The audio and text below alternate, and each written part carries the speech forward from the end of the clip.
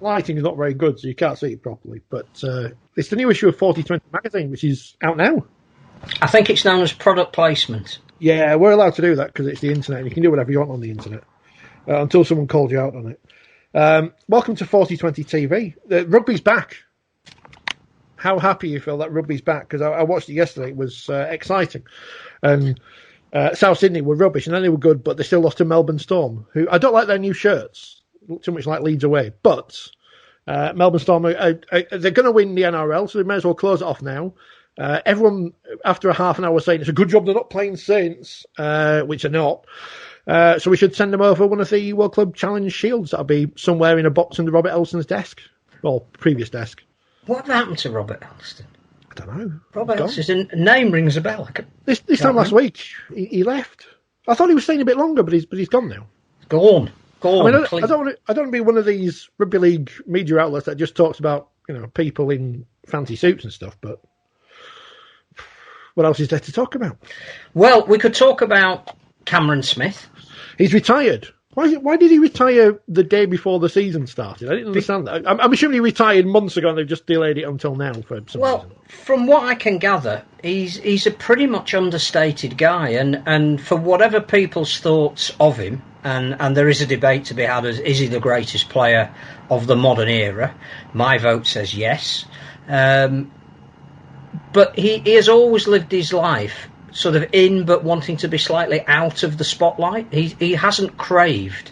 People are going to say, yeah, he wanted to be a referee.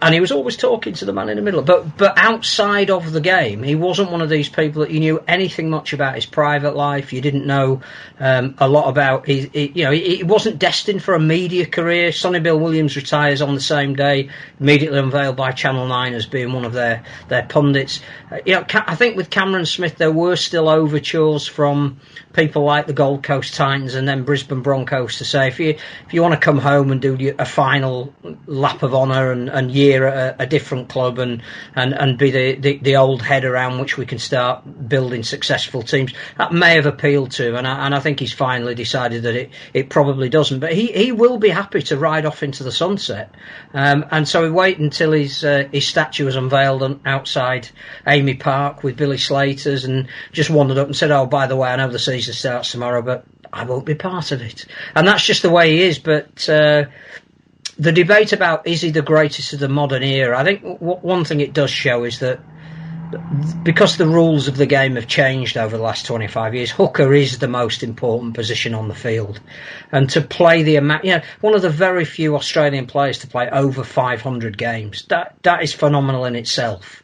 Wasn't injured for 6 consecutive years. Again, just ridiculous. 56 Australian caps, including captaining them to 2 World Cups. That ranks him among any immortal under any criteria you want to put out there. I just think he did more things at more crucial times in more games than anybody that I've seen. Wally Lewis did it when he first burst onto the scene, and you'd think, oh, it's getting to that time in a game where it just needs somebody to do something that's going to determine it for their team, and Wally was just unquestionably brilliant at doing that. And Cameron Smith took on that mantle, and we moved away from halves being the most important to hookers had their hands on the ball. You add in his goal kicking, which is a record goal kicker, and the ones he's kicked from touch, the ones he's kicked under pressure in grand finals, the drop goals he's done in major matches. I just think he had it all, and he didn't have a personality. So so what? He was the craft. He embodied the craft better than anybody I have seen in the modern era. Personality is overrated because usually the people they promote as personalities haven't got them. He didn't score as many tries as James Roby, though. So again, he's behind Roby. But I suspect he may have done if he'd ever played in the Super League and there'd been a bit more space for him to work in. But he was just absolutely magnificent at bringing the best out of those around him, and his option taking at crucial time. The difference between a team that wins and one that doesn't often is who in that moment, when it's determined, will make the right decision. And invariably, it was him in that Melbourne shirt, the swine.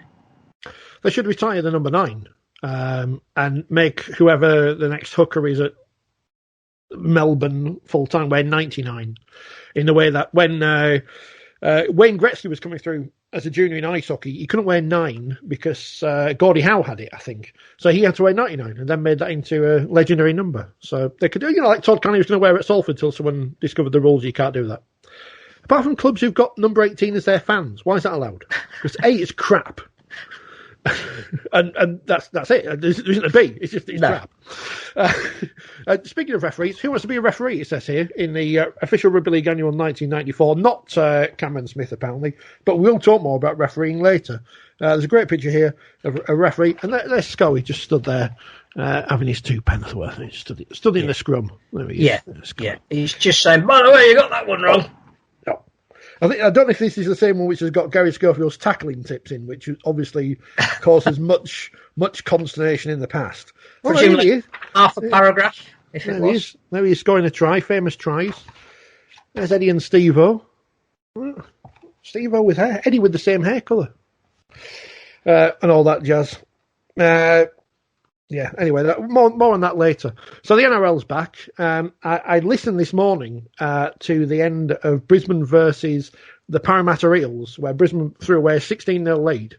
So already I've listened and watched more NRL than I usually do. I do like the ABC coverage. I don't know which station you listen to. It was ABC. Because I joined late, I don't know who was on there, but someone sounded like Andrew Henderson, who was very excited. Yeah, ABC Grandstand is a great listen if you don't get the chance to get the pictures on Sky. And the mitigation is Brisbane didn't have a bench, apparently. So everyone was injured, weren't they? Ran out of steam. But I just think what was great watching the Melbourne game, aside from the quality for round one, I just think, even if we're a little bit introspective on our own composition, you have to say clearly there were mistakes. There always are in round one. But to serve up a match of that quality in round one, was astonishing, but it was just seeing and hearing a crowd. Yeah, I think we'd forgot. You get so attuned to this artificial noise, the nonsense, and we've had the cardboard figures and everything. But to actually watch a game when a crowd is getting more and more animated because the action is eliciting a response, that was the joy for me. Not necessarily who won or who played well, and thank goodness Thomas Burgess isn't injured. He's fine. He could well play in round 2. Great game on the field, but wasn't it wonderful to see the camera pan round and families together? And when tries were scored, you had animated people jumping up and down behind them and taking pictures on their mobile rather than watching the game, which we all love to do these days. And hopefully we'll get back to something like that. We've got the friendlies now with more meaningful games as we approach the start of the season. The women's game is back. We've got dates for all of that and a structure now. 18th of April we'll be watching women's matches. The community game has got the proverbial roadmap that everybody has to have now. It should be really the sat nav because nobody uses a roadmap anymore. But 29th of March, phased return, a month's worth of training, and then hopefully games at the end of April. It's touch wood that there are reservations about how many people are getting the vaccination, even though the process is rolling out, how quickly, how is that going to translate into allowing people into a ground? Really interesting to see the whole KR news yesterday that they're building a new temporary stand at the south stand side of the ground, which initially is not to get more people in there, it's to space them out more so that they can get the maximum amount that will be allowed. And then if everything goes to plan and they get their local derby game with Hull later in the season, the capacity would actually go up overall. All of that is, I just think if we can focus on that and not anything other than what's going on the field, then brilliant. And I think there is a point by saying yet again the headlines that are being grabbed 2 weeks out are by administrators, and the sooner we get away from that and turn it into players, the better. Or even referees. I think we're going to speak to one soon, but I think James Child has done a fantastic job in just the rationale behind who he is as a person. I think he shows us that referees are to be respected as human beings, and I think the guests we've got on today will further that. I don't know if the listeners or viewers heard my dog there squeal when you mentioned James Charles. She's not an anti-referee person. It's just the wind. Honest. Yes, we've got a referee coming on in a bit. I'm trying to think of all the other bits I wanted to mention. We don't really need to speak about Sonny Bill Williams because he's retired, but his return to rugby league we covered in depth at the time, and his departure, and well, we know what happened with Toronto. We don't really need to say anything else about Sonny Bill Williams, but the only thing about an iconic sports person. Well, the only thing I would say about him is that I can't think of anybody else in the world of professional sport who has excelled in 3 different sports. Not in this era, no. Whether you're a fan of the teams he's played for, you cannot argue with the impact he had in rugby union, his World Cup winner, the fact that at his absolute peak in rugby league he was untouchable. But the first encounter I really saw close up was the 2005 World Club Challenge when he came over to Ellen Road and played for Canterbury, and we'd not seen a player like him. He's just for his size, what an athlete. And he put a couple of hits on that day when shoulder charge were allowed. It just made you shudder. But he could handle the ball, and wonderful. And I'm told his boxing career again is not one of these. I got in a ring and I looked very nice in skimpy shorts and knocked a guy out who shouldn't have been within the same country as me, let alone the same square. He is actually a very good professional boxer, and he's going to continue that, I believe. So to do that in 3 different sports that require totally different skills, we should be holding it. I think we saw and we spoke about it a lot at the time that when he signed for Toronto, that press conference at Arsenal was the biggest thing that's happened to the sport for 2-3 years. The biggest personality we brought in, an occasion that was crammed packed with media that wouldn't normally follow rugby league, and that's because of who he was and not because of anything we'd done. So yeah, a superstar in a different way to Cameron Smith, but a big loss nonetheless. There's nobody on the horizon that looks like they're going to be able to do what he's done. People won't realise this, but if you watch my face, you don't realise I'm self-editorising myself, which is a skill which is important for professional broadcasters and semi-professional and amateur and retired broadcasters, which some people need to learn, but apparently they can't. But there you go. One other departure we need to mention, and you've mentioned the Women's Super League coming back, and those opening round fixtures, I tell you what, they could be brutal. They in terms of the results, because the way they've fallen, they could be brutal. Because we know there are some big clubs in the Women's Super League and some not so big clubs. And all the big clubs aren't playing against each other in the first round, which is interesting. But one big departure on the eve of the season is Lindsay Anfield from Castleford. Led them to 3 of the last 4 finals. League Leaders Shield last year, 2019. We just forget 2020 happened. Obviously, you can say, well, they got to those finals, but they didn't win any of them. But they were involved in all of them and competed. She's going to be a massive loss for Cass, who obviously have to replace her on the eve of the season, and obviously part of the England coaching staff. So whenever she does feel like she wants to get back in the game, she will certainly have plenty of offers, you would assume, from around the league. I think the reaction of all of the players that have been under her on social media tell us everything. That clearly there was almost despair from a lot of the big name cast players saying how much of an influence she's been on their career, how the side reflected her as a person, how much they were going to miss her. I think that's a massive testament to her. I think she probably will keep the England role leading up to the World Cup. Yes, yeah. Which is important because I think when we spoke to Craig Richards, he'd impressed upon us how important she was to that setup and so close to the players and understanding of their needs. So I think that England's World Cup chances are enhanced by her staying in that role. It'd be very interesting to see how Castleford appoint at such short notice. It's a blow for Cass, clearly, and I hope that there is somebody who is going to take up that role that will have an instant impact in the same way that she has had. It's a tough act to follow, for sure, and I think those close to the women's game felt that it also came as a shock. I don't think anybody saw that coming. I think I remember her speaking after the Challenge Cup final at Bolton in 2019. I think she was almost not surprised at the level of interest, but the amount of, I don't want to say pressure, it's the wrong word, but the level where Women's Super League is and is expected to be compared to perhaps resource and time and money and everything that goes alongside it. We do almost expect the players and coaches to do a lot for very little, if not anything. Yeah. to try and put it that way, we're asking them to act professionally and not recompensing them as such, which I think is an issue.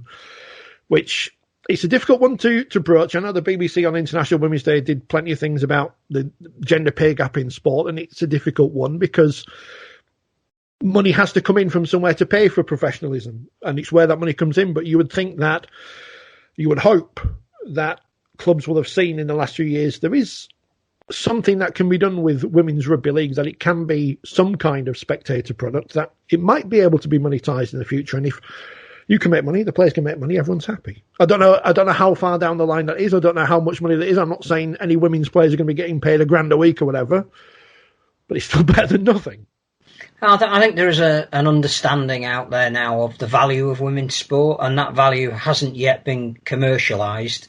But I think, hopefully when the season does get back, and maybe towards the end of that season when crowds can get back, I think sponsors and partners will see the advantage of tying in the women's game with the men's game, with the wheelchair game. And that's why, this World Cup and the PDRL one that will run alongside it is so important for the sport. It's not just about the exposure on TV. It's about, we played the inclusive card a lot, and we can go out there and prove it. And, Lindsay needs to be a part of that, and the work that she's done needs to be remembered in some material way down at the jungle, and I'm sure they will.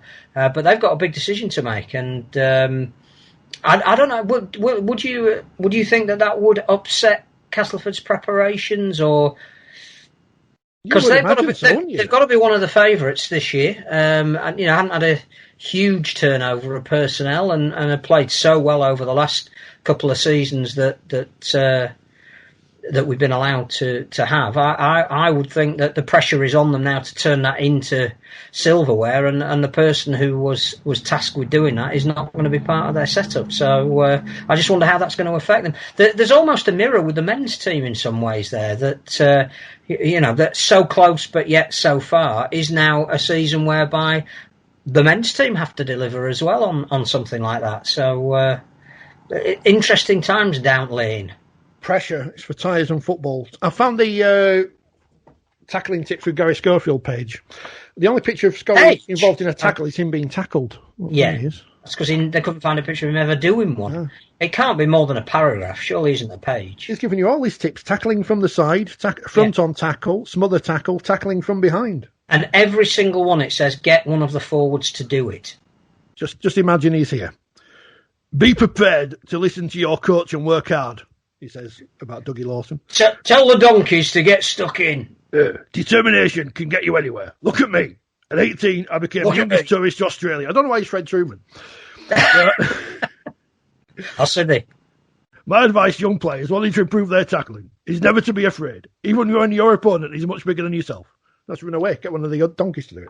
Never to be afraid of saying to somebody stood in front of you, that's yours. No. There he is passing the ball on the front as well. This is the official Rugby League Annual 1994. They should bring it back because there's a page here, 2 pages. Who wants to be a referee? You're never too young to start training as a Rugby League referee. It says here.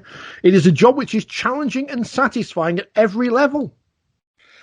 Many ex-players who took up the whistle after playing saw it as the awards and medals as much as the ones they won when playing. He said, I can't think of many players who did retire and became referees, but there you go. The world can quickly become... Mr. Bloom is the only one I can think of. The world can quickly become the young ref's oyster, it says here. So there you go. You could become a referee. Of course, many people start their refereeing careers in their 20s or even later. All referees are thoroughly tested on a regular basis to maintain their grades. These tests include running 8 kilometres in 37 minutes. If only I'd read this before we interviewed our next guest, and I could have asked him if that's still the same now. Because our guest this week is top Rugby League match official, Liam Moore. Liam, thanks for joining us. We've been asking coaches and players for the last few months, how ready are you for the new season? How has pre-season gone for you and the rest of the match officials? It's been different, to be honest. It's been different to what a normal season would look like. So the full-time referees, we've all been training from home. So it's been a pre-season starting back end of December, early January. So it's been a long pre-season, just like many players will tell you as well. Different in the sense that we've not been able to train together, but we've been doing a lot of Zoom meetings, team meetings, going through policy, the new law changes, which I'm sure we'll touch on. In terms of club visits, we've still done club visits. So I think every Super League team now have had a club visit either by teams or in person. So I think I've done Saints, Wigan, Salford, and an online one with Toulouse. So that's been good that we've still been able to have that contact, actually getting into clubs and educating them and them educating us in some ways. So it's been different, but I think we've had to adapt. You know, as referees, as players, you just the situation we're in at the moment, we've had to adapt, and I think everybody's just ready to get back on the field now and get going again. New laws, as you say, are coming in for this year. How long does it take you to get your head around them and ready to get them in play, as you say, when we get underway? Yeah, it's a while. It's a change, certainly on some of them. So last year, obviously, we had the scrums, didn't we? The removal of scrums, which felt strange in removing them from a game. Similar again this year. I think most people are used to the 6 again now that we brought in after lockdown. But in terms of the changes, you'll see the ball steal ruling will be slightly different this year. In terms of the actual lateral option, I think they'll see a change in that, in where teams can actually pick where they want to play. But in terms of us, it's just been literally almost going through clips, working out how our process is going to be, potential issues that we could find further down the line. But for us, we've been doing our work, but I know from being in the clubs have been doing their work as well. So, like I said, come round one, we'll see how it goes. But I'm sure it'll make the game faster and even more flowing. We talk about making the game faster and free-flowing and a better spectacle, and we focus a lot on how that affects the players, and it changes positions and how influential they are and aerobic capacity, and means that forwards have got to play. Nobody ever says how it affects the referee. I mean, I know you're all full-time and incredibly fit anyway, but surely you've got to do a lot more now to accommodate these new rules. And were you ever asked if you felt they were a good idea? It's a good question. We wasn't asked if we thought it was a good idea, but on that point, I did the last game before lockdown, the Castleford Saints, before the game was suspended, and I worked out the last game of lockdown and the first game since the new rule changes had come in round 1. I think I did Hull and Salford with the 6 again and the change in the game, and I worked out that I ran 2k more in the game after the restart than I did before, which over 80 minutes, it is significant, really, when you're sprinting and changing speed. So even for us, like you said, Phil, I think people probably don't realise sometimes that we have to keep up with your Regan Graces, your real flyers who can. We've got to stay with them. So for us, we've had to change our training slightly. So we've done a lot of short, certainly this off-season, we've done a lot of short shuttle work in sprinting. So I think it's a good point, and what a lot of people maybe don't realise, but certainly with the 6 again, it's definitely quicker. I'm sure the players will vouch for that as well. And the other thing about it is you've got to make split-second decisions whilst doing all that extra work as well. And I think we've seen with some of the interviews that James Child has done, and that there needs to be more tolerance of just what a referee has to do from perhaps 2 angles. One is appreciating more what you're doing and being sensitive to that. And the other thing is encouraging other people then to come into your profession, which I know is something that you're very keen on. And we have to have a different view of the people in the middle, don't we?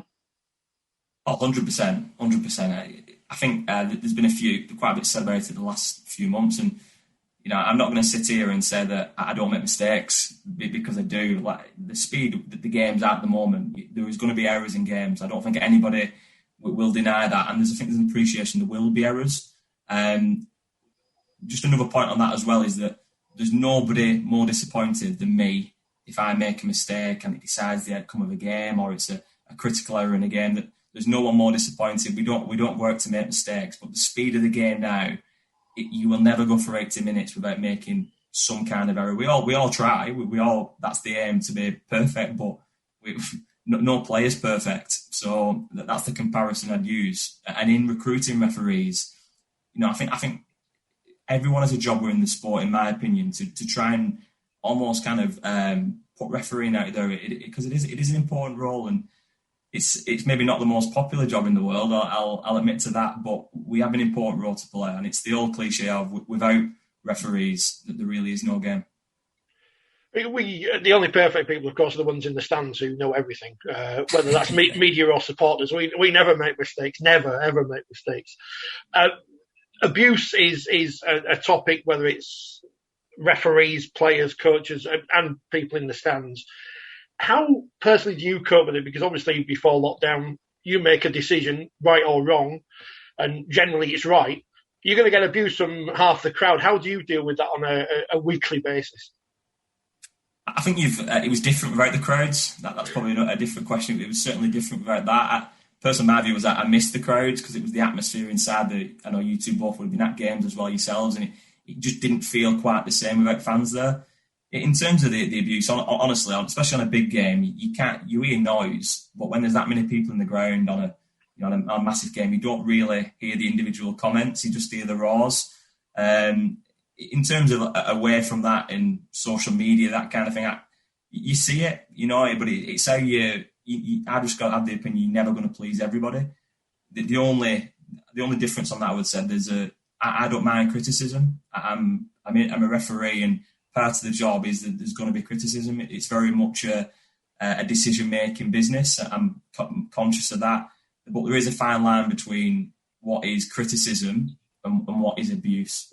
And 99% of rugby league fans are fantastic. And, I have no issue whatsoever. But when it steps that line into some of the examples we've seen, it's direct abuse.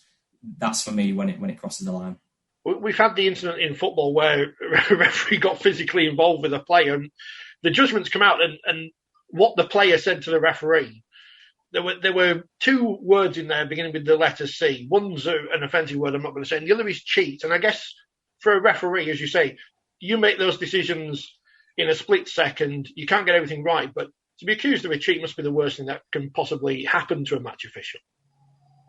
Yeah, 100%. That would be the worst. The worst thing somebody could say, because it's insulting your integrity. The reasons you do it for the game as well. The reasons you start. Something that probably goes amiss is that we all love the game. No one would go out in the middle if we didn't actually enjoy doing what we do, and we enjoy refereeing, enjoy that adrenaline rush. So to be called a cheat and you not being fair would be the biggest insult in my view. You had a phenomenal year last year personally. Possibly might even be a breakthrough year. What did you put that down to? What did you do differently, or what made you unquestionably the leading official that we've got at the moment? I think there's a few things. I compare it as a comparison to. I came into the full-time group quite young, so I was 21 when I did my first Super League game as a referee, so which is young, and I compare that to maybe a young halfback in Super League now. You come in, it takes a bit of time, especially for as a player. I suppose you've got 12 other blokes around you who can support you as a referee. You're very much on your own in the middle with some pretty experienced pros. So I think it was a process really for me of just development, getting experience, some internationals, some being involved in cup finals, whether that be as a touch judge, gaining that experience. And last year that experience kind of came together. Started the season well, more exposure on TV, and getting that experience with some big clubs and on some big games, and really confidence. Confidence is a big one. Once you, like as a player, the team's going. Once you're refereeing well, it's a lot easier going out there just making decisions. So to get the honour of having the run to the quarter final, the cup, the semi final, then to the final was the reason we all do it. When we all start on the on the games in NCL, and your mum and dad are taking you when you're only 18 and you can't drive, all them, it makes it worth it to walk out at Wembley. So into your question, it's probably a number of things, but it's a case of now building on from that as well. You mentioned exposure on TV as well, and I think this is another fascinating area that perhaps we as fans don't appreciate as much. But in our latest magazine, which I'm contractually obliged to promote every time we come on air and there's a new one out, we've got I think a lovely feature with two of your contemporaries, Robert Hicks and Ben Thaler, talking about the influence of Billy Thompson. And one of the things that clearly comes over in that is that Billy was a communicator. He was a players referee, and one of the things that brought him to prominence was rapport, and having an eminent feel for not only what the players needed and wanted, but what spectators wanted to see as well. And Robert was saying how hard that is for you as a modern generation, because you're all wired up, because you've got 57 replays of the same event, and there are certain things you now can't or wouldn't say to a player, even if you had the breath to do it with the speed that you're running at. How difficult is it to maintain a relationship with modern day players, because you want them to, appreciate the job that you're trying to do, but also not be seen to be frivolous or too familiar or overly friendly with somebody? I can't imagine how you strike that balance. Yeah, it's a very fine balance, to be honest, and each referee has their own style, I'd say. No referee is exactly the same in how they manage a game. My background came from, I played when I started off. My brother was a semi-professional player, so my style was trying to be approachable to players and, knowing that they could talk to me. That's difficult when you're on Sky and you're mic'd up and they can hear every word you say. So you have to manage situations slightly differently now, and a lot of it is management with it throughout the game, things that you might not see happen at a stoppage. You're just tipping a player off and you're engaging in conversation. But for me, there's still room for that. There is still room for it in the game to have a laugh with players, and you can have that relationship. It shouldn't be. But one thing I don't like is the head teacher student type. It's just not me. That really, it's never has been. So I'd rather be much more approachable with players and try and understand their point of view as well. But ultimately, there's got to be a fine balance of we've got to make a decision, and that's the decision we move on. And that is, I think, touching on Billy Thompson, we're very much influenced by other referees that have come before us. I mentioned the fact that I was quite young when I came into the full-time group.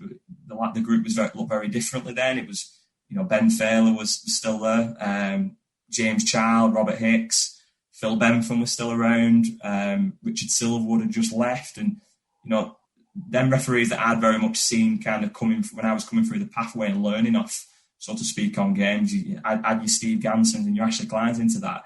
You kind of mould your own style as a referee, and you pick the things that you like off them, and things that you do differently. And I think that's, again, I always compare it to players. You pick the things you personally like for your personality. So that's how I found it. But in answer to your question, I think there's still room for that, but it is difficult when you're wired up. You mentioned some of those names then. Of course, that leads us into another area that there seems to be a drift away at the moment of people at the top of the rugby league pyramid, mainly the coach, referee educators. We've lost Steve Ganson at the moment, hopefully temporarily. Phil Bentham's retired. Richard Silverwood clearly, obviously monitors what's happening, but is outside of that sphere at the moment. We had Thierry Alibert as another one who was quite influential, even though he had the ability to perhaps polarise fans in some respects. What actually is happening in the referees department? Should we be worried that people are walking away from it? Should we be re-evaluating what a full-time role actually means, what it costs, and what value we get out of it? I think the first point is everything with sport, things move on and people move on. So nothing within professional sport is ever the same for really a long period of time. We've got plenty of examples that show that within Super League clubs, so to speak, or even below that. So we shouldn't be adverse to change, in my view. The thing I would say with that is that refereeing and elite refereeing, it is a very difficult role, and it is difficult to be. And I have full respect for people who managed to got the endurance to do it for a long, long period of time that we've seen in recent years. You like to Ben Fowler, who's be 400 Super League games this year, which is unbelievable, really, 15 years. And even with Phil Bentham as well, the kind of the career he's had, it is a very difficult position, and that transition from being a referee to a coach, I think, is even more difficult, because no doubt you've interviewed people who've said, I've listened to the podcast myself, who've found that when they retired as a player, it was they found it difficult to transition either to normal life or a coaching role or director of rugby, whatever it may be. And that's no different for refereeing. I would say support's an important one around refereeing, because I suppose what the refereeing, you never know when your last game's going to be. That's another element to it as well. So the more we can do to support referees in the full-time role now, the better it is. I'd say that the growth of the game, my view is we need full-time referees, because the game is so quick now. The game is so technical. To suddenly, just to give you an insight, my trainer's a solicitor, and it'd be very difficult for me now to go back into a legal route, work 9 till 5 long days, and then to expect me to go and perform to such a high standard on Hull Derby on Friday night live on Sky after working a full day. That's a big ask, that. So from my view, if you want top elite performances, the same as what you're expecting from the players, you need full-time refereeing. He's done well, hasn't he, Ben? To say he's refereed that many games and still kept his tan, I don't know how he does it when he's so busy. How competitive are you as a group of match officials? Because obviously there's big games at the end of every season. There's a World Cup coming up. How competitive are you as a group to get those big games? Or are you all supportive of each other? Oh, no, I'd say it's a healthy competition. And I think competition is important because, like you pointed out then, we all want the big games. We all want to referee the Challenge Cup finals. We all want to referee the grand finals. And you know what? There's some disappointment there as well when you don't get the games you want. But you absolutely over the world when you do get the cup final appointments or the grand final appointments. Last year it was me and Chris. I experienced it both ways. With Chris Kendall, I got the nod for the cup final, and Chris got the nod for the grand final. But what that achieved was Chris was reserved for me at the cup final. I was reserved for him as the grand final. And the first people who texted me after I got the cup final was Chris, and the first person I had text Chris when he got the grand final was me. So it's a healthy competition, but you've got to do, when you don't get the nod, you've got to do what you can to support your mate as well, because they've got to go out and go and deliver a great performance. And we've seen there's such a high amount of pressure on the big major games, is that it's so crucial that we turn up and deliver and everybody's prepared. So coming back to it, there's lots of competition between the group, but that's massively important.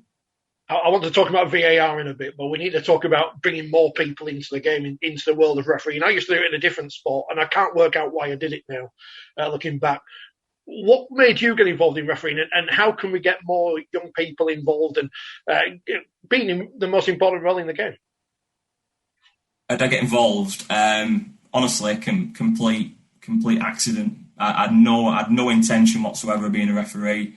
Finished with, like I said, I played a little bit and basically thought, you know what, I'll give it a go with the intention. Well, I'll earn a little bit of pocket money and just see if I like it. Went into suddenly being, the more I did it, I just thought, I like this, like getting it in the middle, enjoyed it, and just suddenly over the years it developed into a career option. Like I said, I spoke on before, I was doing a law degree as well, so that kind of went alongside it, and then to get the choice to go full time was brilliant for me. The thing I'd say to new referees or anybody who's listening to this thinking about doing it would be just to give it a go. Over the last few weeks, I mentioned that we've had to adapt, and that includes our recruitment as well. So this season, we've not been able to hold our classroom-based recruitment courses, but we've been able to do it virtually. And it's great to see at the weekend just gone at the Huddersfield course, we had 50 people on the virtual course. And by the end of this month, the first block of 5, we'll have 150 newly qualified officials. The challenge with that will always be, getting them newly qualified officials out into the societies and out onto the field, which isn't easy. So, we've had a good start this year, and virtual Zoom meetings like this have worked for us, but there's no denying it. Referee retention is an issue in all sports. So we need to seriously look at that and keep driving it forward. You mentioned pinnacle of the game as well, which is as important for an aspirant as it is to somebody like yourself. And that's clearly the World Cup, which, touch wood, coming up as scheduled at the end of the year. You're on the initial panel of referees. How exciting is that for you? And I would imagine if we operate on a neutral system, which we should have, it will give you the experience of maybe refereeing teams and players and styles you've never come across before. And how important is it, and it's the perennial elephant in the room, that we do get to one set of rules that you can all operate on just on a weekly basis, so that when we do come together for these major tournaments, there's no doubt about what we're operating under? Yeah, the first part of it was on the World Cup in year. I was at the 2017 World Cup, which was unbelievable in Australia. I was flying around Australia. That was a unbelievable experience. But there's something special about being actually in your own country. The final at Old Trafford, the venues that've been confirmed are just unbelievable, really. So, and to be on the initial panel of the elite international refs, and like you said, to be on them games.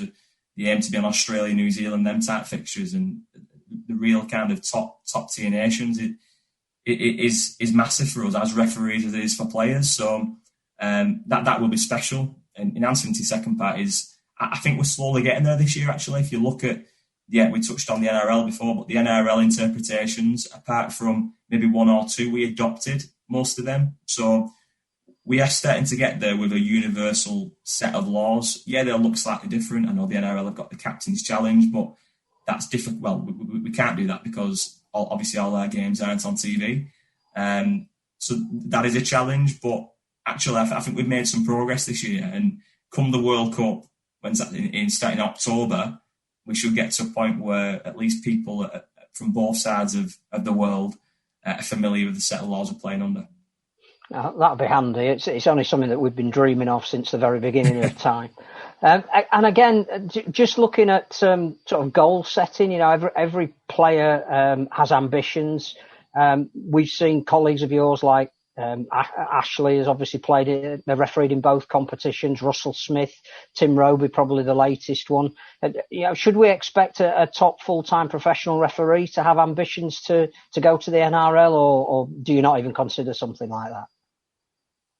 I wouldn't say never, to be honest. I think that's my view is kind of you've kind of gone through the system over here and you want to do the top games. So you've done maybe one final and you just want to do the next one. So, I'm still relatively young in refereeing years, 25. So certainly in the years to come, if that opportunity came up to go to the NRL, that's definitely something I'd consider. I'm the same as you guys. I watch the games that are on Sky in the morning, Thursday and Friday mornings. I get up and watch them. So the competition's great. So for referees, definitely Russell, you mentioned, who did it.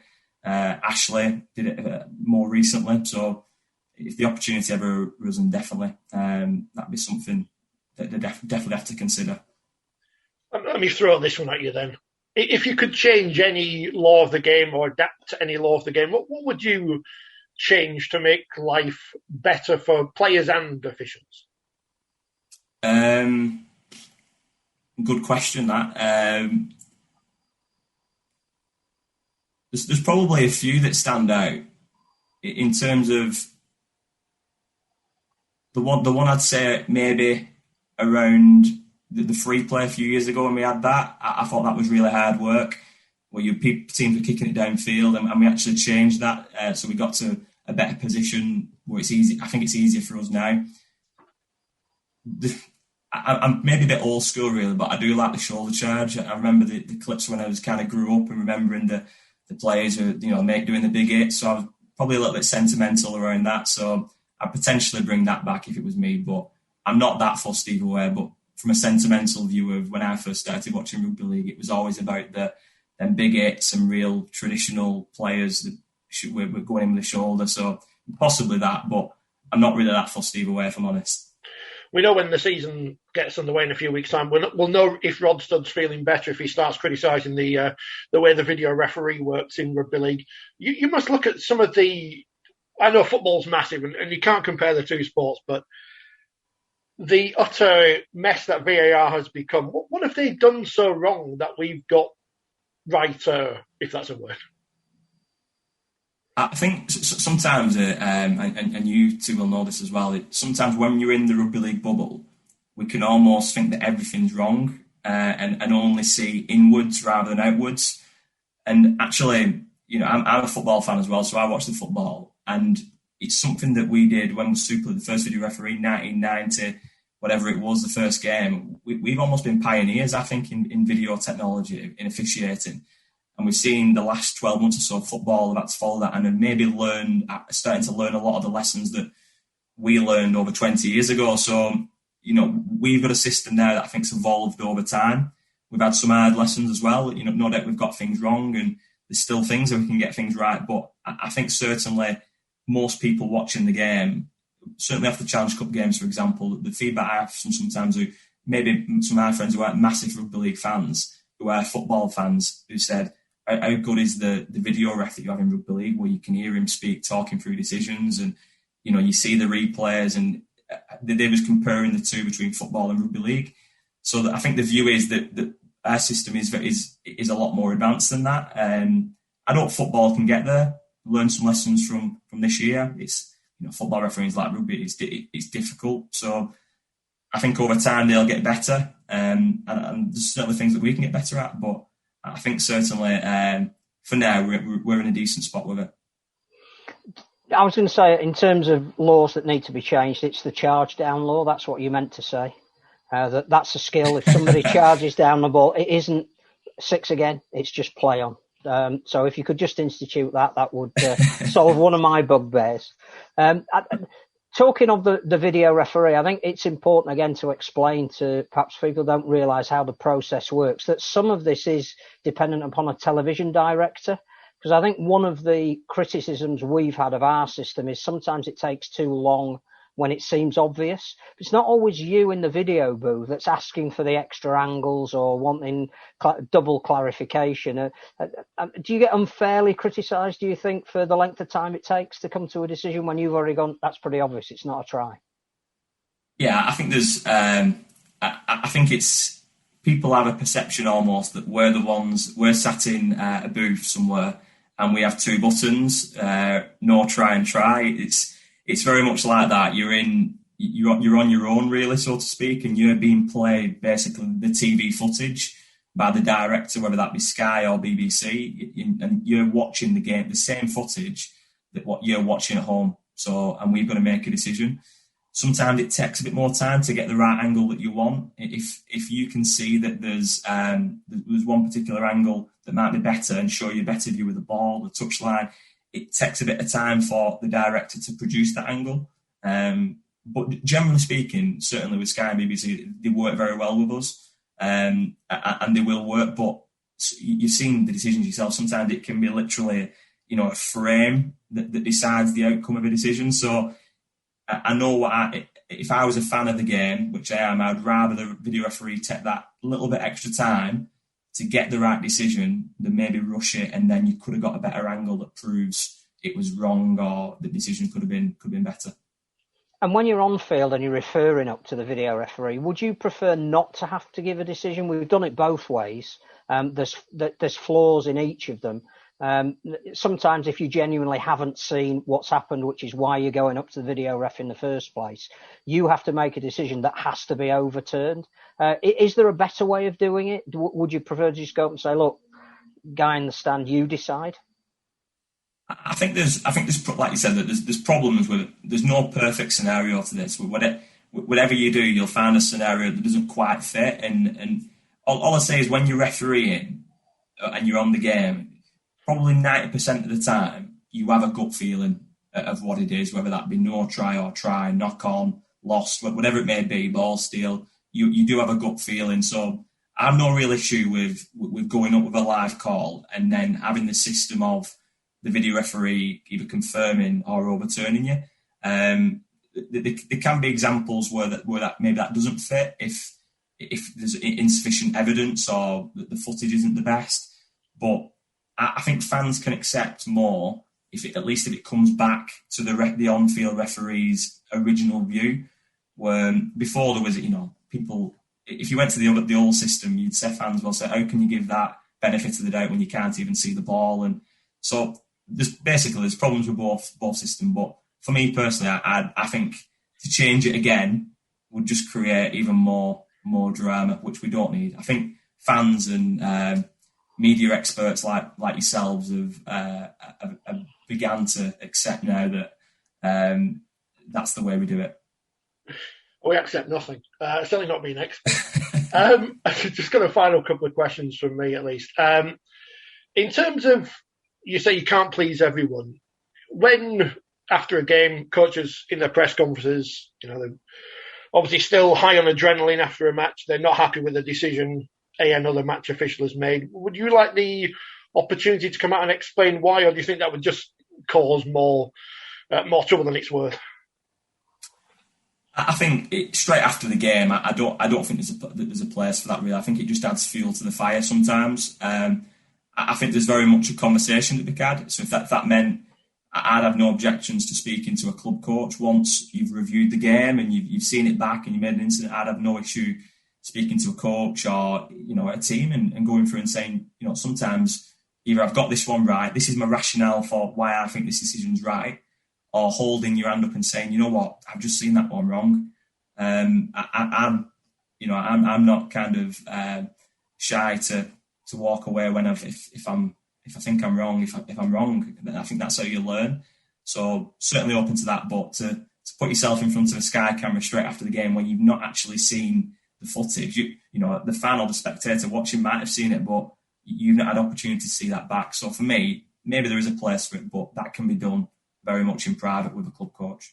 And the last one from me then, for any budding match officials, how would they get involved and what would be your advice to them? It would just be is that I had absolutely no intention of being a referee.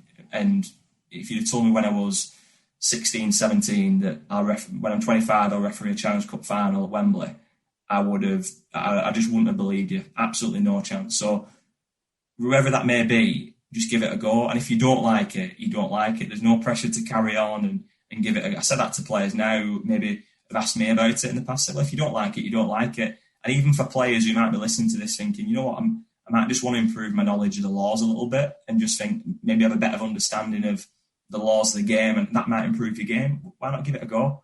Especially with these virtual courses now, it's probably a few hours out of your day and you're a qualified referee. So I don't see a negative side to it really, if I'm honest. And obviously from my experience it's not just what you do on the field. The buzz of adrenaline refereeing a big game is huge.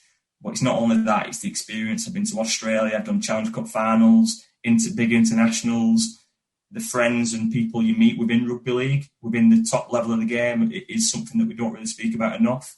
And obviously, being invited to speak on Forty20 podcast is up there as a big highlight. I think that phrase is buttering our parsnips. And you're very kind, but we're not going to take that seriously. Just a final one from me. I mean, obviously, you're extremely personable. You go out of your way to be helpful whenever a question's asked. Something like this, I think, is a really valuable forum for fans to see that you've got personalities. You're not automatons. James Child and the interviews he's given over the last week or so have been really captivating. Not so much even about what he was talking about, but the fact that he was talking in such a measured and rational way about things that people can say, actually, respect is earned. Therefore, you need to have more of a public persona, if you like. Do you think we should learn more about who you are as people, and then we would understand and appreciate the job that you do? Yeah, I think so, and I think it's a fair point. I think that's come across the last few months. The always point I always come back to: we are human. We're referees, but we are human, and actually, the club visits I've done the last few weeks, you speak to players on an informal way and you just actually speak to them as lads more than anything else and as people. And there's a lot that can be said for that. So the more you can see us as not just being a referee and almost somebody who's no feelings or no kind of anything to do with the game. And we are actually just people. The better, the more opportunities we can do that, the better. And hopefully stuff like this, it just furthers that. Well, obviously, Liam, you're now our favourite match official in Rugby League because you listen to the podcast, or at least say you do, which is all we ever want. So thank you very much for your time this afternoon. Good luck for the season. We say it to all the players and coaches, but hopefully a mistake-free season, and you get the big games that you want at the end of it. Cheers. Thanks, Rich. Thanks, Phil.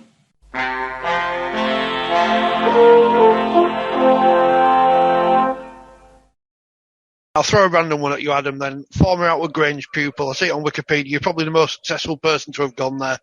What careers advice... Well, certainly not me, but what careers advice did they give you back then when you were thinking about what to do after school? Well, I'm quite fortunate because my mum actually worked at the school at the time, so she was very big on my education. I was one of them kids who just loved playing sport no matter what it was. Football, cricket, basketball, you name it, I was playing it. And I was getting sort of dragged out of school lessons. Come on, ads, you need to play for cricket team. And I was like, all right, I'll just leave, my maths English class, and I'd be on minibus and I'd be playing. I was that sort of kid, but at the same time, it was, my mum kept me grounded at school, and she made me, do the extra lessons that I was missing out on, and she kept me at school she kept me 2 years after that at college, so I got my A levels, and then it literally as I finished my A levels at Outward that week I got the call up for my debut, so. Just great. Outward were great, and like I say, just as a kid, all I wanted to do was play sport, and luckily enough, I was good enough to play rugby at professional level. And I guess that's the advice you give to kids who are we're in your situation now. Stay at school, get as much education as you can alongside your sporting career. Yeah, 100%. I mean, even now, I'm still looking to do courses and still try to educate myself, and because rugby careers can be short. I'm so fortunate that I've managed to have 10, 11 years playing rugby, but you see a lot of people who might even be in the game 1 or 2 years, and it's so important to have a backup plan, and especially as a young kid that you either get some education or qualifications that you can fall back on, or you can move on to once your career's finished. Obviously, you've gone on and you've become an England international. We've got a World Cup this year, but when you signed that first contract, what were your initial ambitions for your rugby league career? Yeah, good question. At the time, probably starting, I'd never in years what I thought that I'd make 10 years at Cass. Never in a million years, no. I signed at Cass for a couple of reasons. One of them that I saw myself fitting in the first team pretty soon. Ryan Hudson was the hooker at the time, and then Kirk Neverton. I thought I could, in a couple of years' time, I could get the better of them. Ryan Hudson coming towards the back end of his career, and I thought, I can really compete for that number 9 spot. So, yeah, and then it was just from there. Got my debut at 18, and once you get in the first team setup, and once you start playing the games, the sure do come pretty thick and fast. And yeah, it's just been season after season, and there's not really been much stopping really to really reflect until this year, I guess. And like I say, I have done quite a lot of reflecting, and it's good to just take your head and self out of the game and look back at what you've really achieved. And obviously, final one from me, just success with Castleford, obviously important this year, but that World Cup at the end of the year must be a big carrot at the end of the stick, so to speak. Yeah, again, if you ask all the English players in Super League, I bet they'd give you the same answer, that the reason that ultimately ultimately they want to get the England call up at the end of the year. I had a taste of international football, obviously, in 2018, and I remember at the time saying, I've had a taste of it, and I want more of it. And the hunger and desire still remains in me that I want to, get back to that level. I believe that I've put all the hard work in this pre-season, and I'm sure I'm going to be challenging, to get myself to them highs again. So we spoke to Liam Moore, and you will also seen Adam Milner there, because I recorded it last week, and I may as well put it in because not many people have watched it, and it bumps up the content of the programme. But he's got his testimonial coming up, and testimonials are a feature of the OuRLeague app, which people have got very upset about. Why do people get upset, Phil, about things which, if you apply a little bit of logic, you can work out the reasons for most things? Not everything's Rugby League, but some things. No, and the other thing I don't understand is that there is clearly an assumption amongst some people that those who run Rugby League are stupid. And I can confirm that they're absolutely not. And that if there was a deal to be done, and there was a way of putting out more of the games to more of the people for more money, believe me, they would have done it. They are hamstrung by the terms of a contract. And whether that's right or wrong, that contract is coming to an end. And when it's renegotiated, at the time when it was negotiated, it's 2014. What's coronavirus?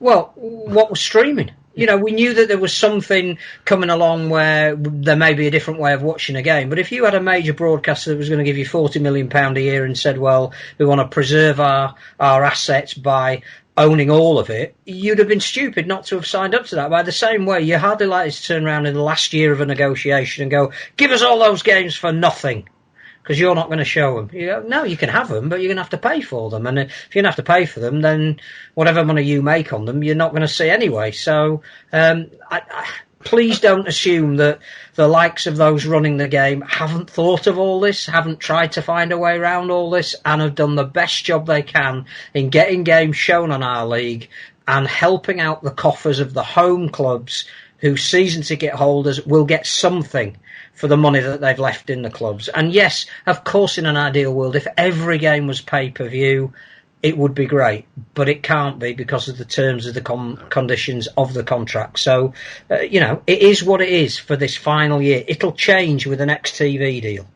And the corollary of that will be there'll be less money from Sky as a result. So you have to balance it up, and let's be sensible about it. We're getting the best we can hope to get in the situation that we're currently in. That's why I can understand supporters not realising the ins and outs of deals and such, but people in our industry, you think, you must have an idea. The RFL and Super League cannot come out and say, Sky won't let us, because why would you do that when you're negotiating with them anyway? I mean, we don't know 100% that that's the reason, but we can assume it's the reason because it makes sense. Yeah, it's not that they won't let them. It's that why should Sky give up an asset that they've paid for without potentially turning round and saying, it's fine, you can have the other 4 games, but then either we won't pay you £40 million a year, or you pay us for each of those games that you broadcast. Now, if there is no leeway to do either of those things, that's why we are where we are. There has to be an understanding of that. I'd like to think on this programme, our criticisms are always fair, and they may not always be well received, but I think they're fair. And I think some of the criticisms here are unfair. Now, I could come on here and criticise some of the choices of people they're using on the broadcast. I'm not going to, because I'm, vaguely professional. But, you can read between the lines and work out who I think should work and shouldn't work, and, who's good and who's not. But that's not my decision to make. Would I be happy paying money to hear some people commentate on games? No. And I'm not paying for any games now, because I don't. Why am I going to pay to watch Leeds and Huddersfield on Sunday? And I like Matt. I'm not criticising Matt, by the way. He's one of my mates. But, I'm not going to pay a £5 or a £10 to watch a game I've got no interest in, when I can watch the NRL games that I've already paid for on Sky, and I can watch Fevra streaming their game for free, which is an interesting decision. I wonder why they've gone down that route and not charging as other clubs are. I think they're the only ones not to charge. I suspect in pre-season that is the best thing to do.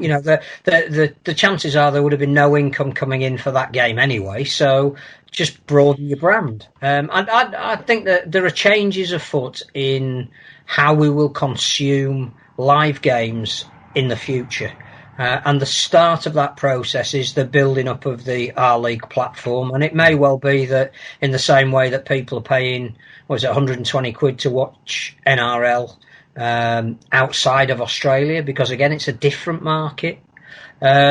We may have a similar type of electronic season ticket model over here in the future, and then people will complain why they're being asked to subscribe to Sky and subscribe to OuRLeague. But it is going to move along that direction, and we should get used to it. And again, I was discussing this with somebody this week. There's been some criticism about even $4.95, but if you went to the game, you'd be paying 20 quid.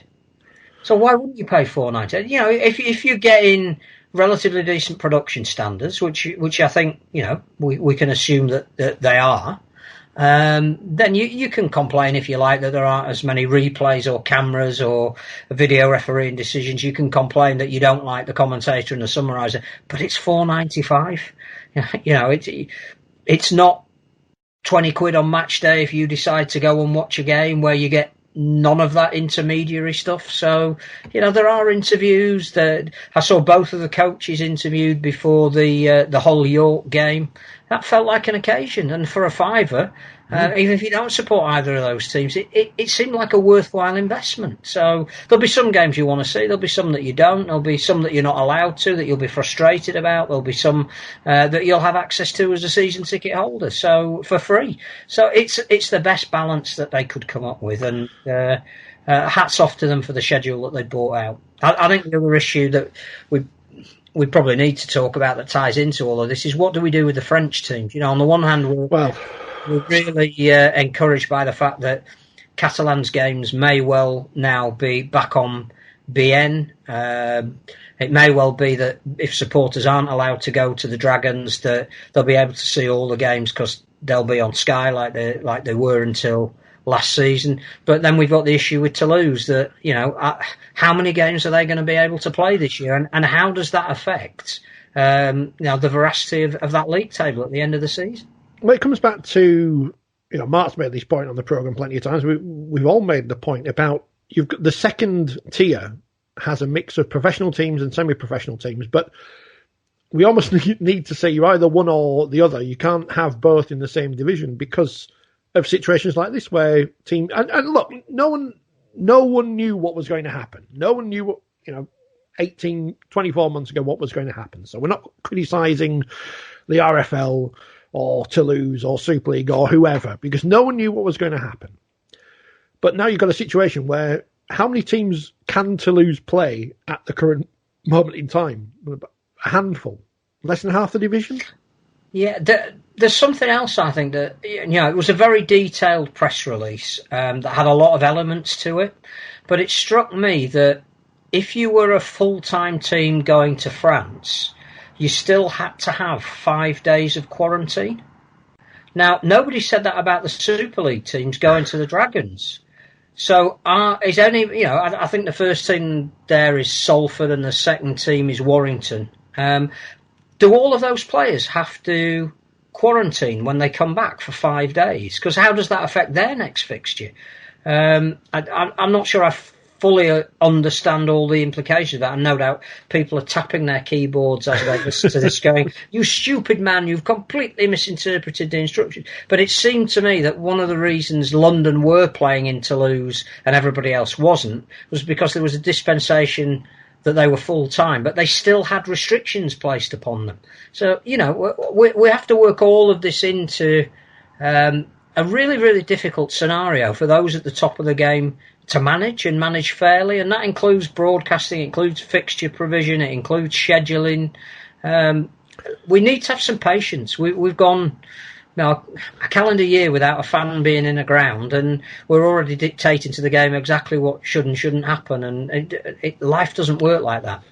We don't know where London are playing yet at home, let alone when they're playing away. Well, we might know at the end of March on the 29th. I think the trustees of Wimbledon We'll discuss the proposal that London have said we would like to come and be a part of what you're doing, and if the trustees agree and accept it, then I think London will move there. But clearly they can't do anything until those trustees have met. And again, if they were in a position to announce their home ground earlier and put season tickets on sale and reap the reward of a new venue, I'm sure they would have done that. And we assume that they're not doing it because they're not thought of it. I would imagine they've thought of nothing else and trying to bring it to fruition. I don't understand the issue for a football club with a stadium who wouldn't want it used throughout the summer. But Exactly.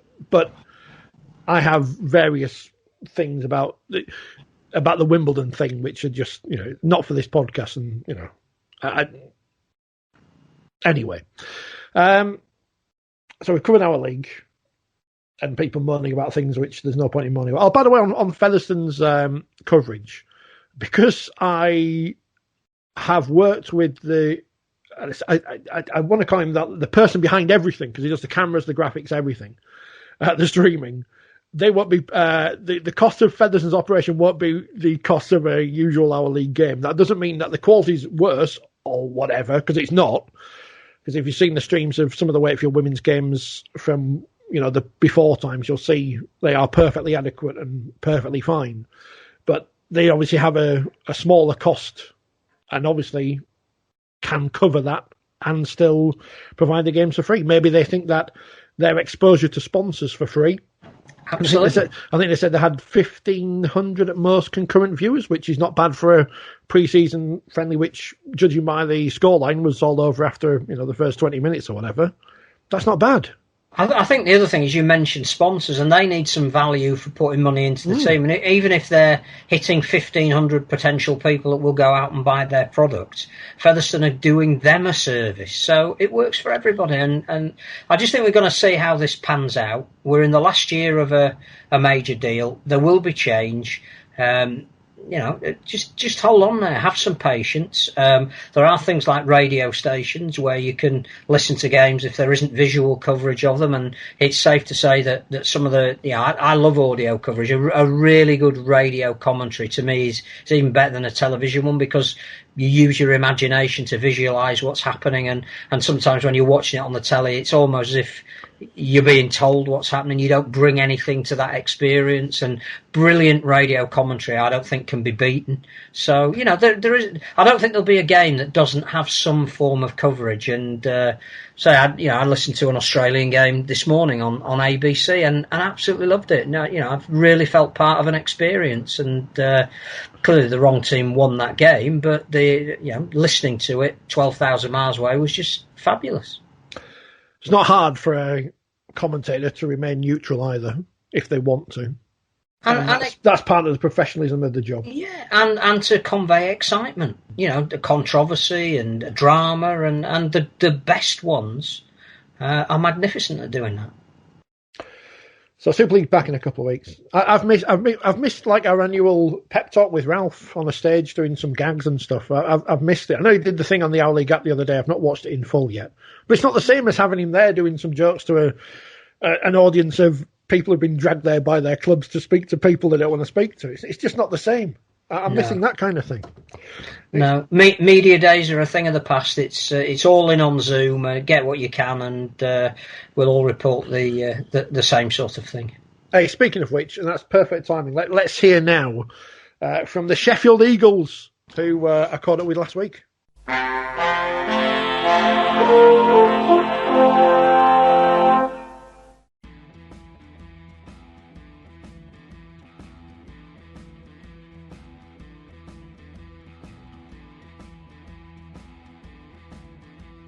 Yeah, I think it's going to be a strange one, isn't it? Training's been a bit different, but we've had a real tough month through February. We was in 4 days a week, which we probably needed, because although it's been a longer pre-season, we was only in 2 days a week at some point. So it's just something that you're going to have to get your head around. And we all know that we've got a job to do, and it is our job. We're professionals, and that's what we're just going to have to crack on and get on with.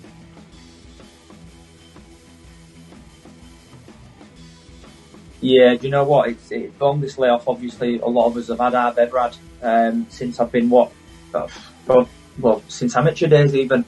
But you can do all the fitness and running you want and all the gym work you want, but you'll never be ready for that, first game. I don't know how the forwards do it. The middlemen are unbelievable, the amount of work that they get through. But I don't know. You need game time. Obviously, as you get a bit older, you get a bit more conditioned to it, but it's going to be real tough them first few weeks. Yeah, to be honest, I'm feeling, considering the length of time I've been out, I'm feeling quite good. Like Tax says, it's been a bit of a grueler for, especially the forwards.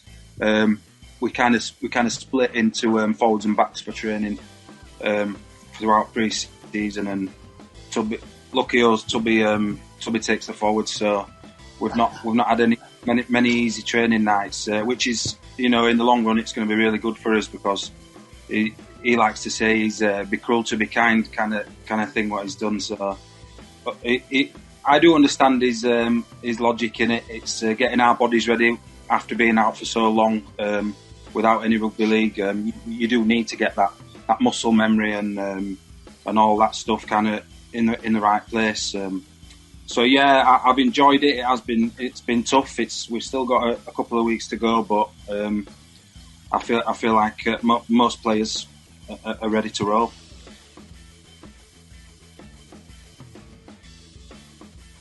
Exactly, yeah. Me and Tubby had this conversation literally the other day. It's what I don't want to be sat on sidelines thinking, oh, am I all right? Am I not all right? Because that's when it starts playing on your mind. It's been a tough enough job mentally, getting over it and getting back into full training. I just think now that one last step is just to get out there and, like you say, go 100 miles an hour and just treat it like I'm just as likely to get injured as anybody else, which is true. So yeah.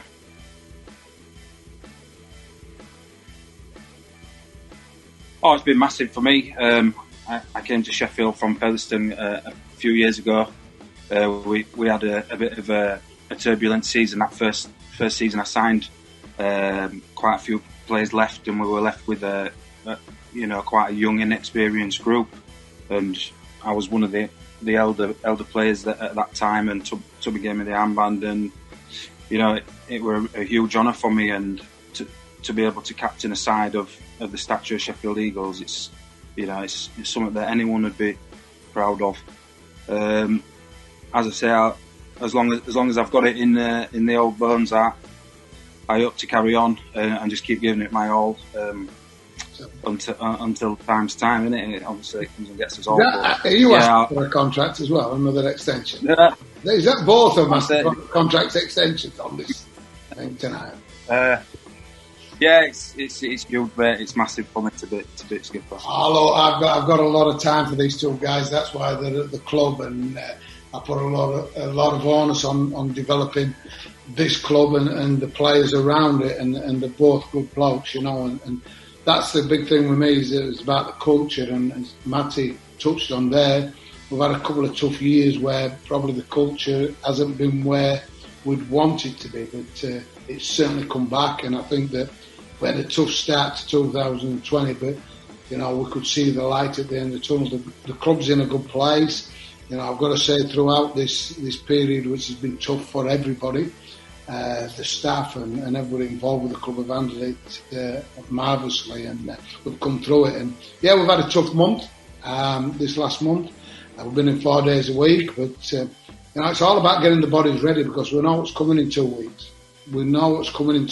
And there's no substitute for that physical contact, flat out, 100 mile an hour for as long as you can get. So we've prepared them. We can only prepare them the best that we can do, and they've got to get out there now. But yeah, there's certainly guys that, both of them believe they've got another 10 years in them. Whether they have or not, we'll debate at the end of 2000.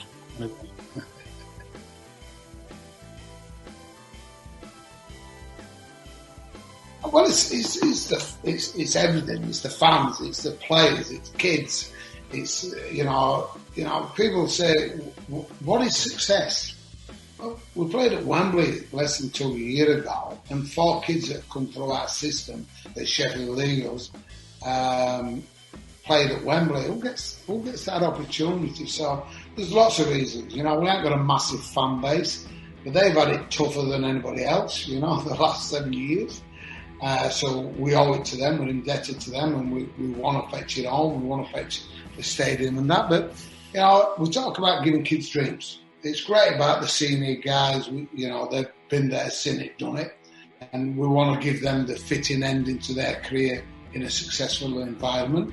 But it's about the next stage for Sheffield Eagles. It's about these kids and giving them the dream to be the best they can be. And that's what we've done. That's what we've done since 2000, when obviously we took over the club, and we'll always do that. We'll always do that. I'm not copying that you've got to be ready at 19, 20 years old. If you're a good bloke, somebody gives you the chance, and I'm sure you can progress in this game.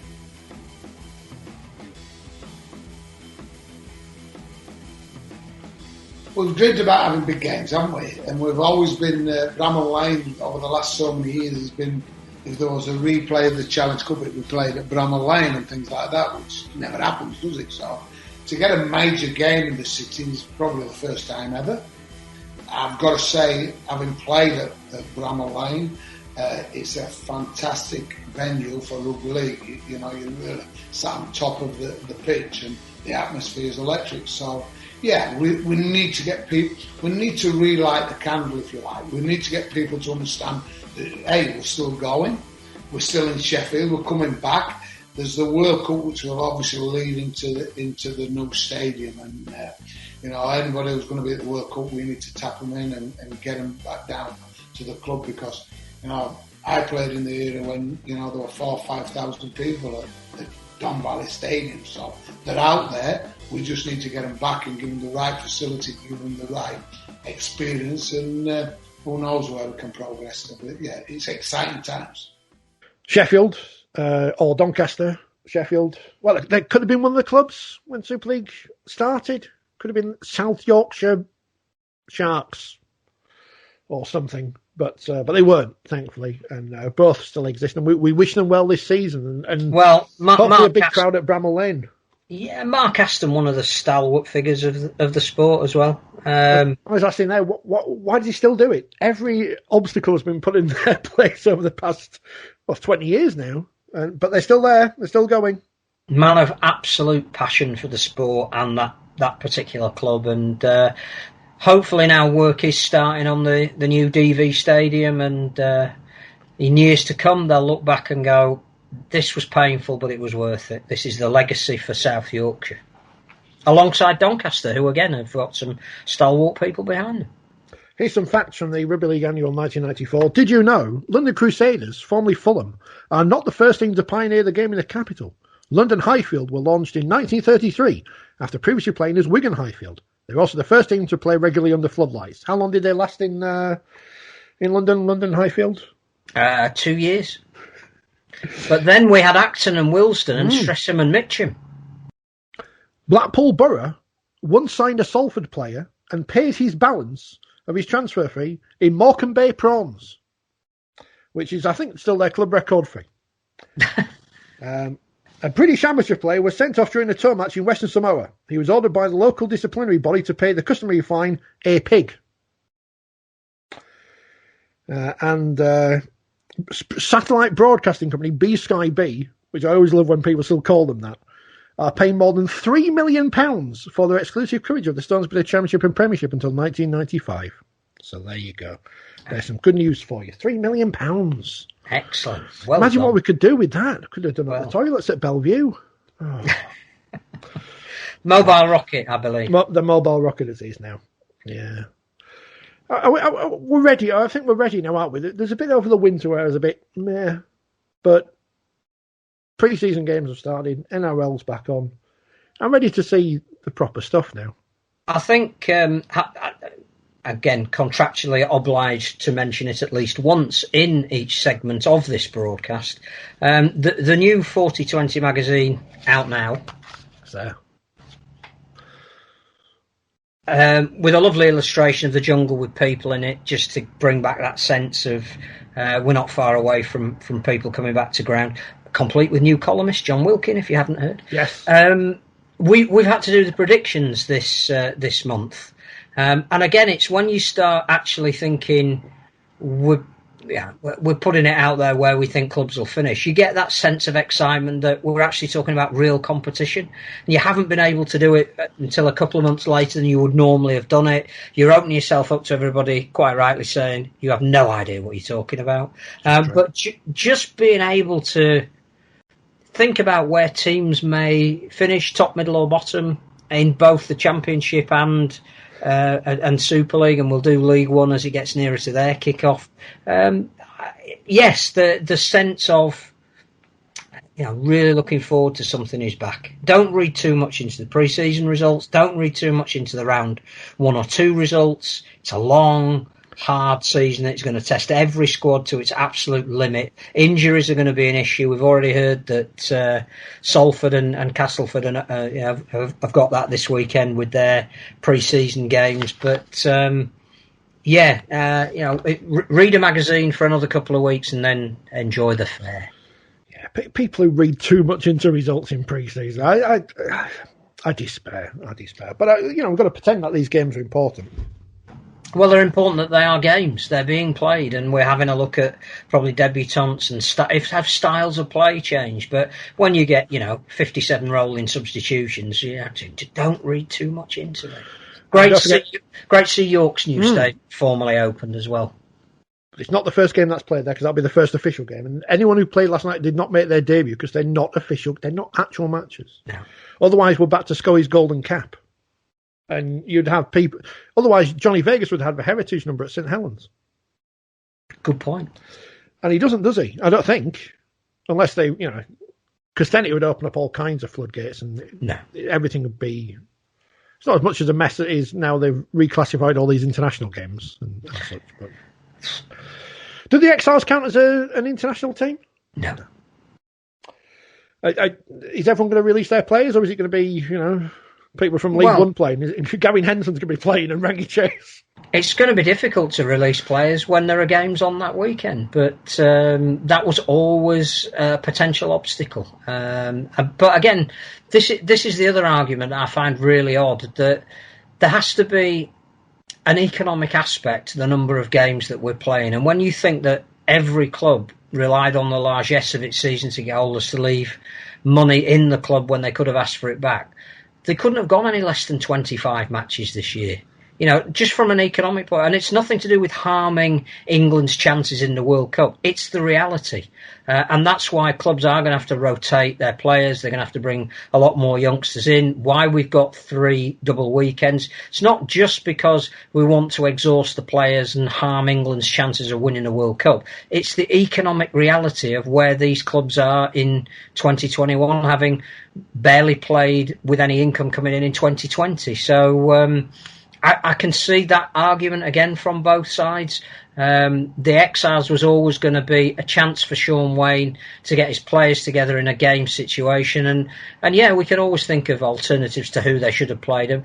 Trent Robinson wouldn't have come over to coach the French mid-season. He's there for the World Cup. And going forward, hopefully, there will be opportunities to bring the French into a regular mid-season international window in years where we're not trying to recover from the effects of coronavirus. And yes, there is a possibility at some point maybe to have a combined Celtic nations rather than a combined Exiles team. But for this year, for the expediency of what's needed, that's what Sean Wayne wanted, and that's why we've got it. Cumbria. Play Cumbria. As long as the Exiles take it seriously, it's not a bit like the Barbarians where it's just a knockabout. Tommy Lulu, completely pointless, isn't it? Tommy Luluai's come out and said it's serious. I think there are some Exiles players that perhaps won't see the value of it.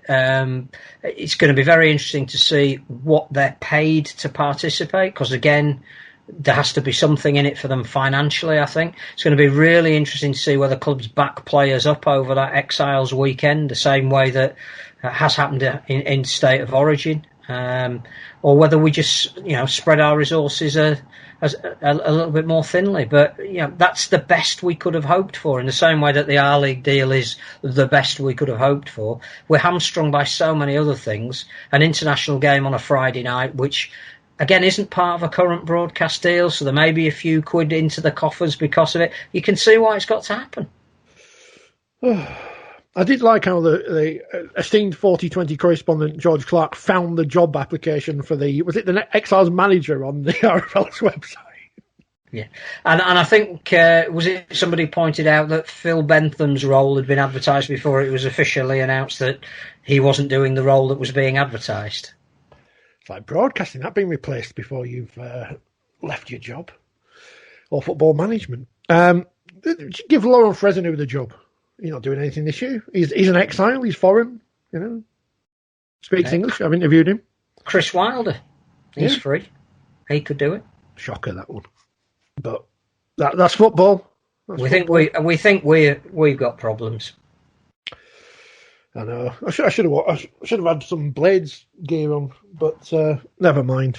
I mean, they can't break the record for the lowest points total now, so you may as well sack him because he's lost his chance of making history. But that's football. At least we don't have VAR. As we spoke with Liam Moore earlier. At least it's not as bad as theirs. I have to say, Liam was another great guest who wouldn't normally get on, offering a perspective on something that we don't analyse enough as fans of the game. And I think the referees and their inherent personalities is something that we need to promote more. I agree with him that having them on justifying a decision in the white heat of emotion straight after a game probably doesn't solve anything. But having them on in the build up to games, talking about their preparations, their sacrifices, just to tell us then that he ran 2k more between finishing and lockdown starting and the restart just because the rules had changed. How many of us could take that on board on our own, training at home, to get to that level of... We don't factor that in when we go, he missed a forward pass. Rubbish. As we said in the interview, we got a piece in the magazine with, I think that's the third and final gratuitous plug, with Ben Thaler. Straight and throughout down wherever it is, they'd be down in one of the corners. But, Ben Thaler and Robert Hicks, it tells some wonderful stories of Billy Thompson, the humanity of refereeing. I think James Child, as I mentioned twice already, listening to him on the Out of Our League podcast, he was just a really, really engaging guest. And I think, again, Liam just showed that 25, looking what he's achieved in his life at the moment. I mean, that's something that we should be getting really right behind him on and not saying, I can't believe this, that's not gone. But I still remember Robin Whitfield giving that try that wasn't over the line. I still remember that. Robbed we were. I think we're going to lose that day anyway. Ball boying. I think we're done, aren't we? I think we've covered everything. Yeah, I think there's something else I was going to mention, and I can't for the life of me remember what it was. So it can't be anything important because if it was, it would pop into my brain. But no, that is definitely a 3 o'clock in the morning. You'll be waking up bolt upright in the middle of the bed, going, yeah. Well, someone asked me if I could do something last night, and it was like 2 o'clock in the morning. I thought of something to do with it, and I thought, But it's nice to be busy doing things, even if it's not full time. It's nice to have a task rather. I tidied the house yesterday. I mean, what's that all about? I mean, how much did you find that you thought you'd lost? Well, no, that's what I normally do. I normally go, I bought a replacement of those because I thought I'd lost it, and here it is after all. I know our worthwhile colleague Mark Wilson had the same issue this week, but he did. But he found what he was looking for, just like yes. What's his name? That fella, the Irish one. The don't tidy up, folks, because you'll only lose stuff. Yeah, that's the problem. At least I know, all my books are under there, under me thing. But well, we should say to people: go out and buy the magazine if you're allowed to go out. News agents are an essential service. Bookshops will be again soon. Yeah, another month. It's a month, isn't it? Until everyone goes out, causes havoc, and then we're back in lockdown 4. So you never know. We might even be able to get together on the set. Wow. Which has been mothballed. I have no idea what it looks like under there. There's probably biscuits from the last time. Something will have gone mouldy in that room, and that won't just be me. No, we need some perspex screens like they have on Only Connecting things, so we can. I do like the idea of Scoey in a mask. I was thinking more perhaps of a balaclava for him. Just one without eye holes, just the wrong way around. Yeah, just as a mystery guest. Yeah, see, even Liam was asking where he was. That didn't make the cut, but because that was before we started recording, he's like, "Where's Scully? Where's Scully?" Everyone wants to know where he is. He's in Belle Isle, recuperating. There he is. There he is, showing all the vision and awareness that made him man of the match in Leeds versus Salford that I watched this morning from the Regal Trophy. Right, Valley Parade. Valley Parade, yeah, I remember that. Yeah. Wasn't the pitch half frozen that day? Yes. Yeah. You can't beat Ray French, and I think he had Alex Murphy and John Money with him. It's like I had 1 million people in the commentary box. He was like listening to Sky. Everything old is new again. Right, we're done. Phil, thank you very much. It's good to catch up. We will. Thank you to our loyal listeners. Yes, all of you. Still downloading the podcast, still watching on YouTube and Facebook, and we'll be back again at some point next week. I don't know what's happening next week. I've not lined up any guests, and Phil's face is frozen, which is perfect timing. But we'll have some kind of season preview at some point, although our predictions will be as useless as they always are. As Phil is frozen, I will say goodbye, or as they say in France, cheerio. The Skype broke, didn't it? So Phil's reminding me on text message that we should wish all of you who are celebrating a happy Mother's Day this week. Mother's very important in the world of Rugby League, bringing up all great Rugby League supporters. So happy Mother's Day to all the mothers, people who are mothers, people who act as mothers, and all those kind of things. And if you're without your mother this Mother's Day, we're thinking of you as well. We'll see you next time. I won't say week because I don't know when we'll be back. We'll see you next time on 4020 Not Live.